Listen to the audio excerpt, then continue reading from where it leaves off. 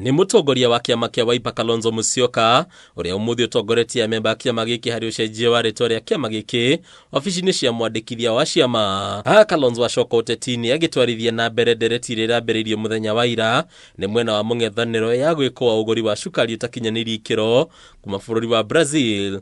Riu Kalonzo akiuga uyu ni ugwati kuri ugima wa mwiri wa muingi bururi-ini. But we don't want Kenyans poisoned.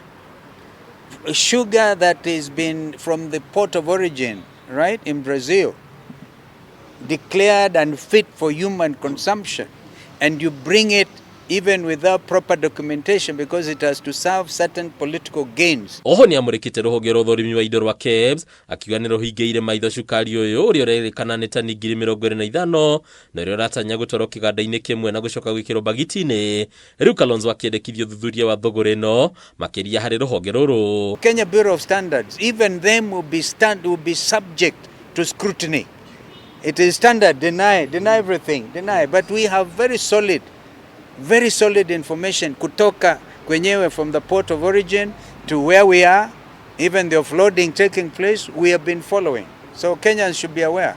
Ona kuri uguo ruhonge rwa KEBS ni rukararitie ndeto eno rukiuga gutiri undu ta uyu kuhitukira ndumiriri rugitariria ati miario ya mwena wa mung'ethaniro ni utuhuki utari na uma o wothe. Comrades power no masinoma.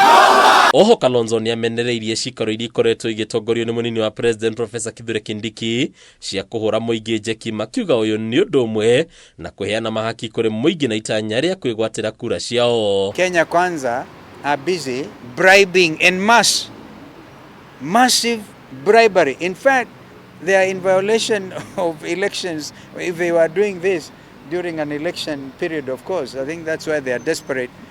They're completely desperate to think they can bribe voters up front. Because Kenyans are ready for that. It's their money, their taxation, so they will take it and they will not tell anybody thank you. And if you now see mama anachukua 64 shillings na ile ametumia bus fare kuja kufuatia empowerment ni 200, 300, anaingia hasara hapo. What empowerment is this? Kiama kia Wiper no kiranire kwambika kampeni ya kwararamia unyiti baru wakio riu gikiranira kumba ituri-ini ciothe cia bururi umuthi gigicenjia ritwa kuma Wiper Democratic Movement kuri riu kirikũrĩkanaga ta Wiper Patriotic Front. This is why we even up front taking into account the patriotic spirit of the Gen Zs. And so we are open to receive new members. We continue to strengthen, expand the space, make it a truly national patriotic movement. And we're going to expand this movement to make it countrywide. The party will field the candidates everywhere in the republic. Hadi nyaka TV leto ni Bataro wa Mwangi.